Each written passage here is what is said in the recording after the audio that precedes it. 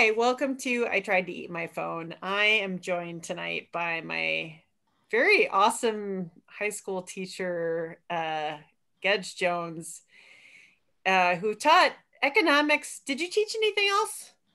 Well, I taught psychology for a while, Oh, yeah. when I came to East Lansing, I was sort of known as Cotter from Okay. Welcome Back Cotter. My job was to keep kids in school who perhaps were going to drop out, or Yeah. those that had dropped out, try to get them to come back. Well, I would say you did that in spades, so thank you for that. Thank you. So one of the things I think about with travel is times when I've seen a place that and John and I kind of talked about this, a place where you didn't think it was going to be as beautiful as it is in a postcard. But where is a place you've been to where the vista just took your breath away? Well, there's a number of them. We were really fortunate. Meaning my wife and I, were really fortunate that we were invited by our children to travel with them to Australia. And the only deal was that we had to get to San Francisco, and after that, they took care of everything. Mm-hmm. Well, not lodging and food, but certainly travel. And the Great Ocean Road, every couple of miles, there's a wall hanger just right there, ready to take. I mean, it's just beautiful, beautiful, beautiful scenery. The weather couldn't have been better. But I would say the Great Ocean Road in Australia was one of the places that I remember. The other one, for me at least, would be Antelope Canyon in Arizona. Okay. I've been to the Grand Canyon, and Mm-hmm. it's gorgeous. There's no doubt about that. But after you look at the Grand Canyon for a little while, it becomes normal. It isn't spectacular. At that moment when you first see it, it's outstanding, amazing. But when you're there for 20, 30 minutes, an hour, whatever, all of a sudden it's what you see and it becomes normal for you. Whereas in Antelope Canyon, every couple feet, there's a new view, and they can be different colors and different sky. And the guide is a Navajo Indian, and he's going to say, now, do you see the bear?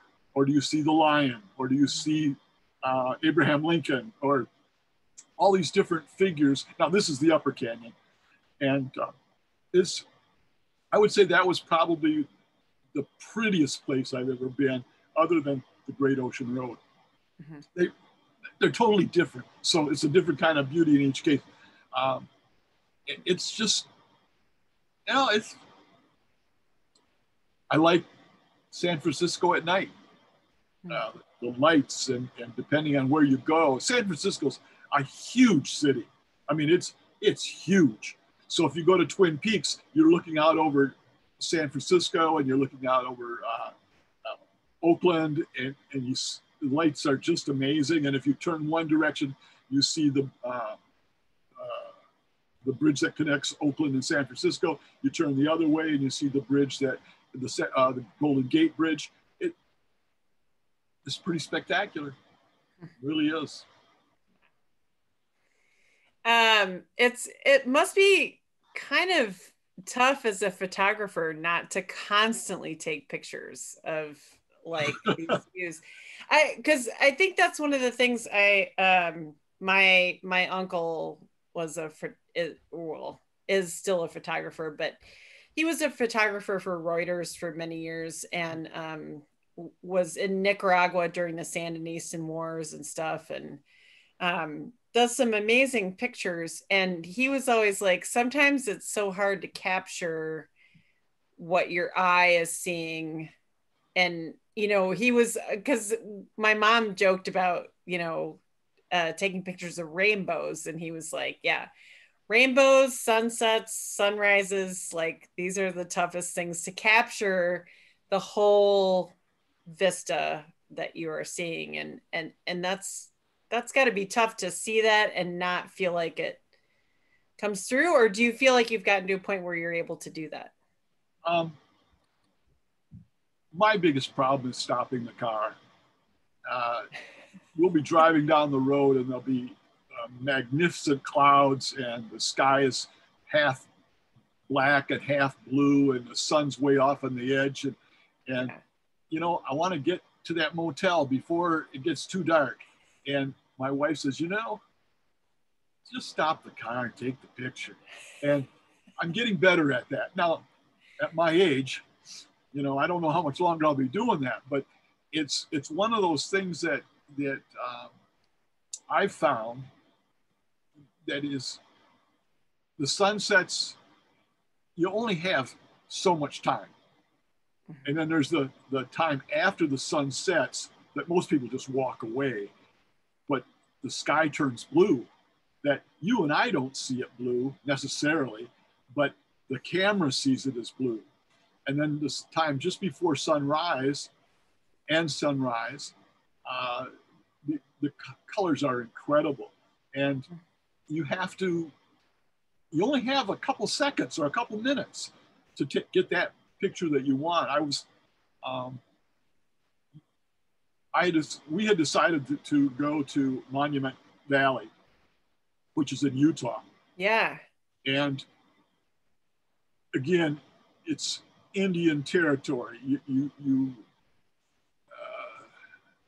don't need a guide to go to Monument Valley, but you pay the Indians in order to get into Monument Valley. Mm-hmm. And there's housing there, but we had chosen to stay at a motel, which was, I'm going to tell you, 4 miles away. And wouldn't you know that the night we were there, power went out within 7 miles. And I woke up around, I'm going to say 5:30-ish, and it was freaking cold. I mean, I was cold. And blankets, and finally I said to Sally, let's just get in the car and get warm, because and they were knocking on our doors. Do you need extra blankets? And, I can only put out so much body heat, and it's 13 below zero. And we got in the car, and I was driving around the parking lot. I said, let's just go over to Monument Valley right now. When we get over there, there's probably, I will tell you that, half a dozen cars there already. And people were setting up their cameras and on tripods and getting ready for it. It's still dark. Then I set up the camera and found my place alongside other people. And all of a sudden, the whole landscape turns pink. And then it's a pinkish blue.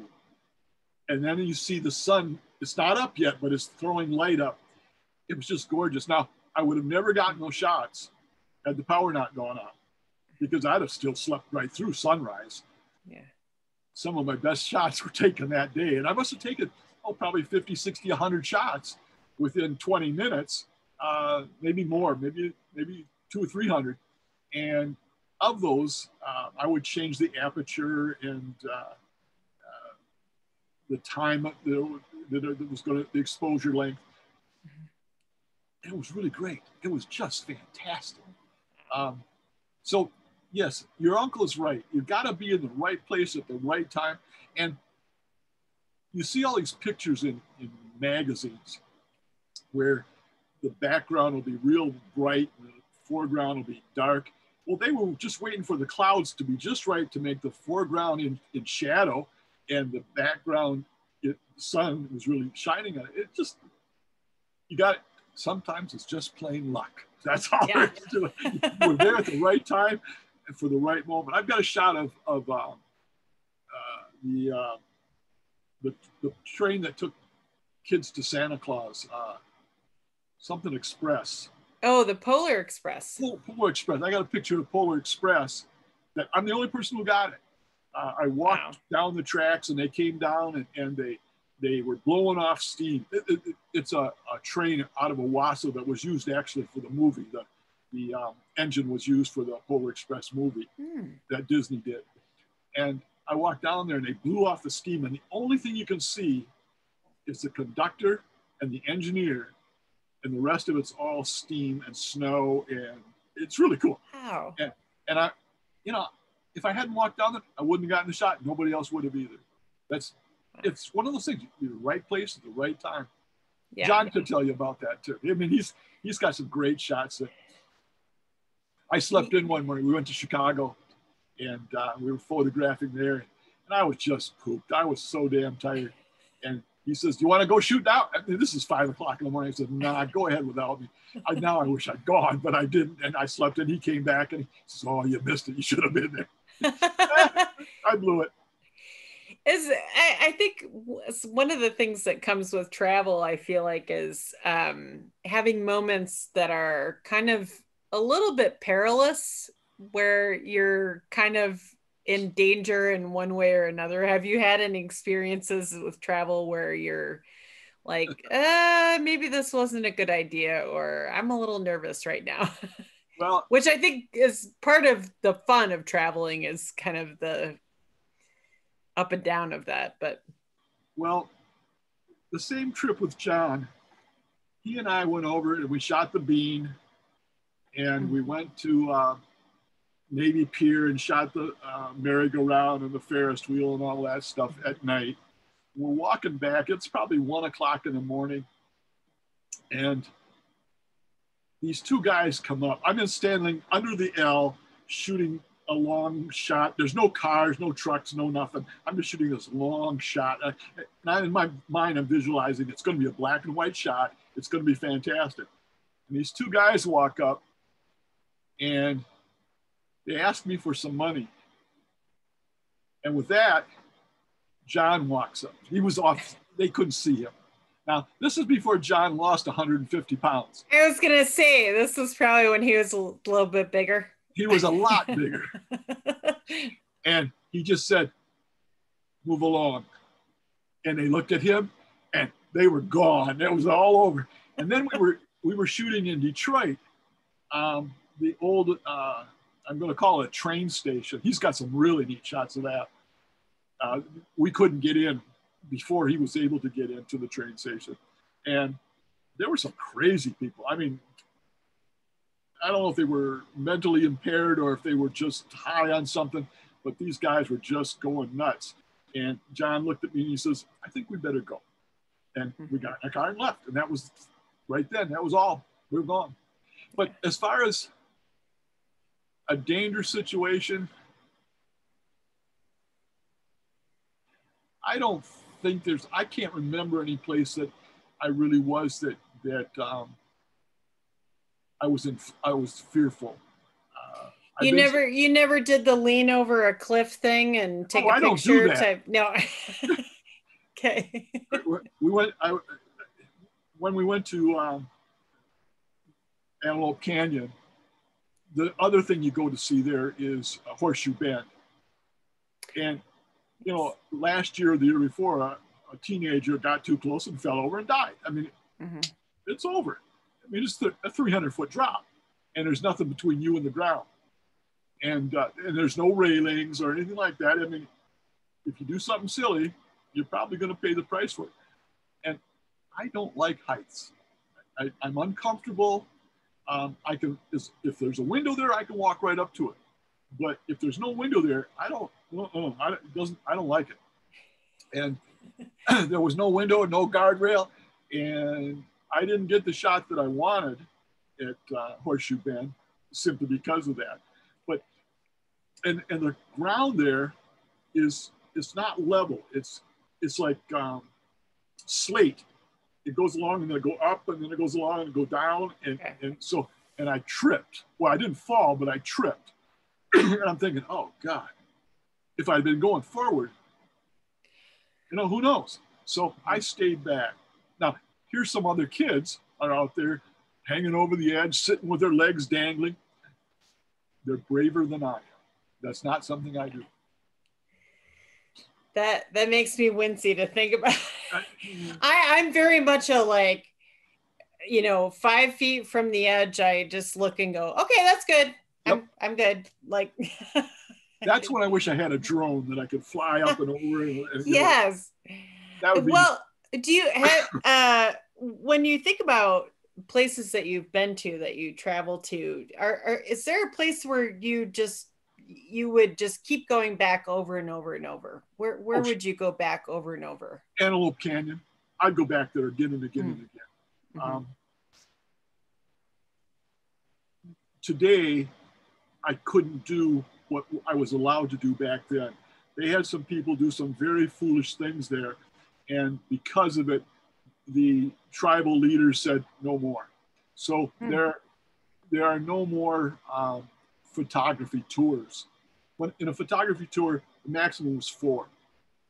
And when the groups would come through, our guide would hold them up until we got the shot, and then they'd rush them through, and then we'd go to the next spot. You know, we were treated like royalty. Some photographers went through, and one of them spread ashes of his father and a dog there. This is holy ground to them. And in fact, there's prayers done before you walk in. And they had to bring certain people in from the tribe to take the desecration away, if that's the right word. Yeah. And all those kinds of things. And they just said, you know what? We don't need it anymore. And now there's a couple shots that are taken in there that can only be taken for 30 seconds on a single day, or less even. It's when the sun is just perfect, going over the crack that goes all the way up, maybe 150 feet. And what happened was a photographer would be there, and he'd bring his girlfriend or his wife, or she would bring her husband or friend, and they would be in the way of the other 3 photographers, and there was pushing and shoving and fighting, and they just said, you know what? Where everybody goes the same way, no more special for photographers. But I would go back there. It was gorgeous. It was just beautiful.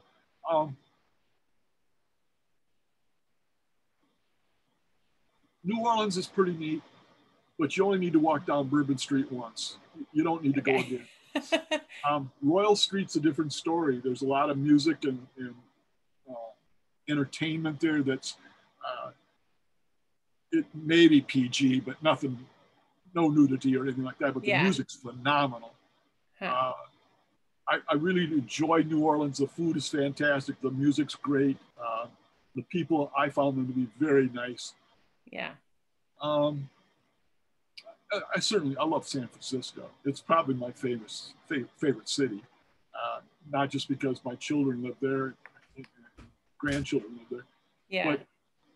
But the only thing I don't like about San Francisco is no place to park. And that's why public transportation is so popular. Yeah.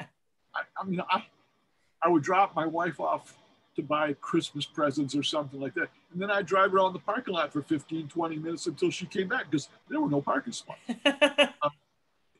know, you're out in the middle of nowhere for so long, and then all of a sudden you're on a 14-lane highway, 7 on each way. And you know, it's crazy. San Francisco's a busy town. Yeah. Yeah. Yeah, I went there for a conference a long time ago, and I just kind of wandered around down there and kind of just went into a theater and saw a show and things like that.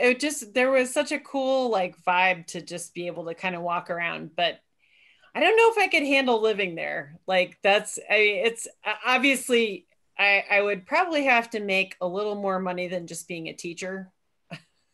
Yeah. to get by down there.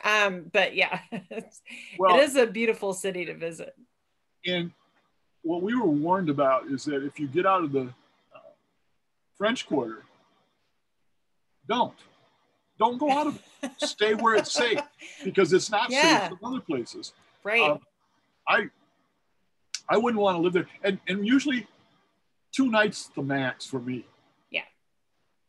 I've driven over and back in the same day from Orange Beach, Alabama. Oh, sure. I was going to say, because your place is probably pretty close down there. Well, it's 4 hours. Okay. But you go over, you leave early in the morning, spend a couple, 3 hours, and then drive back. And okay, you get back at night, but it's not that bad a drive. It's expressway almost all the way. Yeah. But Now you're close to Seattle, aren't you? Or are you in Seattle? We're like 5 minutes north of the top border of Seattle. So yeah, Okay. I mean, it takes me about 20 minutes to get downtown. So Well, I drove to Seattle 2 years ago, and I went underground all of a sudden, going north. And it was bright and sunny when I left. When I came back up, it was raining.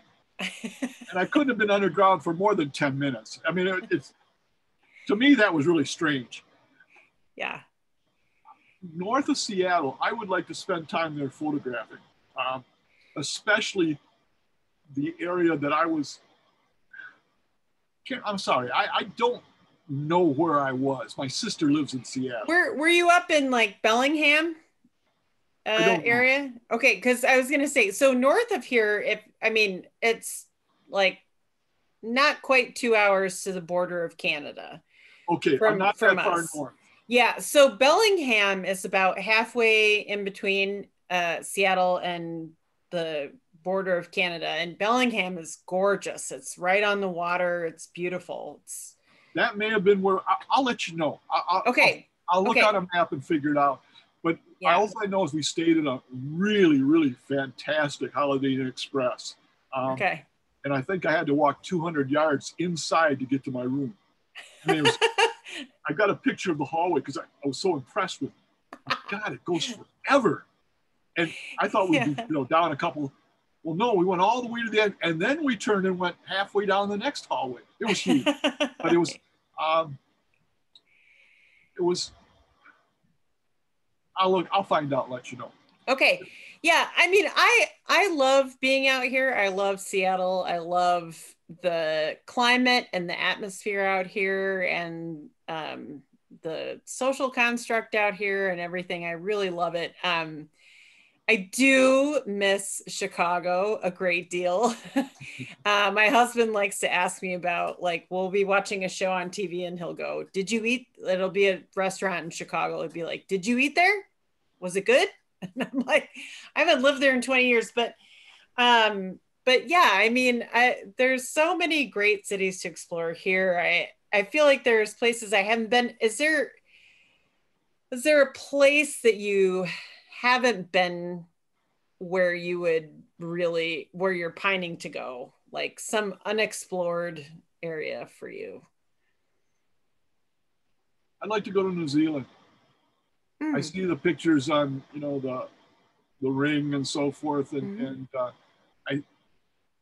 they're beautiful. I'm not interested in going to Antarctica. That doesn't interest me in the least. I don't want to go to South America. Yeah. Mexico, nah. The United States got a lot of really neat things right here. When I was in New York, I was there for all the wrong reasons. I mean, I didn't go there to see New York. I went there to see somebody in New York. Had a wonderful experience going all the way to Maine and then going as far east in Maine as you could, the most eastern point in the United States. And that was kind of neat. The roads are not so hot. I mean, they're still from the Revolutionary War. This is coming from a Michigander, the land of potholes. So yes, well, at least we got 4-lane highways someplace. True. Cities wise,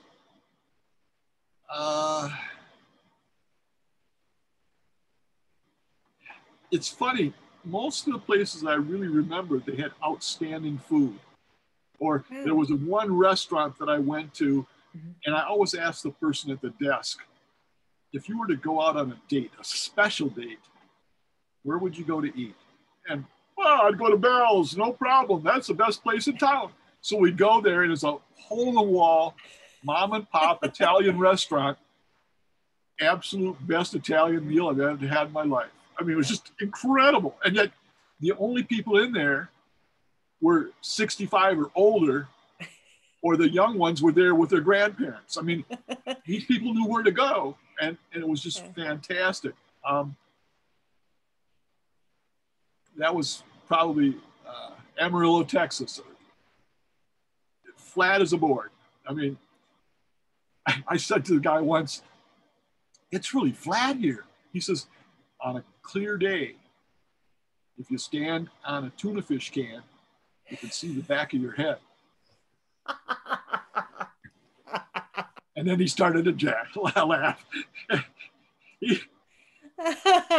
Wait, I gotta write that down. That's hilarious. It's so flat that on a clear day, if you stand on a tuna fish can, you can see the back of your head. Oh, that's great. I think what I love about traveling too is like how proud people are of like where they live. Like they're, people are really adamant about like it's a great place. Like I tend to be very defensive of Seattle when I go out back to the Midwest because everyone in Michigan goes, where when I go back to Michigan and it's like snowing in July or something crazy and people are like, "Oh, Seattle. I could never live there with all the rain." And I'm like, you know what? I don't have to scrape rain off my car. I don't have to shovel rain. I don't have to like so I find myself being very defensive of like, I'm like, it actually doesn't rain as much in Seattle as it does in like Pittsburgh. Like for we years, just yeah. for years, I was told, and I don't know if it's true or not, but Michigan is the second most, I'm sorry, Lansing is the second most overcast city in the United States. And Seattle's number one. Well, so I've gone from number 2 to number 1. Yeah, my thing is always like people go, "Oh, it must be so depressing with the rain." And I'm like, it's not the rain. I'm like, we're depressed because of where we are on the latitude and longitude. Like it gets dark at like 2:30 in the afternoon here. Like I'm like, I don't know why that's a defense, but but I'm very proud of Seattle. I love this town, but I love Michigan. I love Chicago. I mean, I don't think I've ever lived in a town that I was like, like, Maybe Holt. Only because their golf team was mean. As we played golf against them once, and we all decided they were really mean.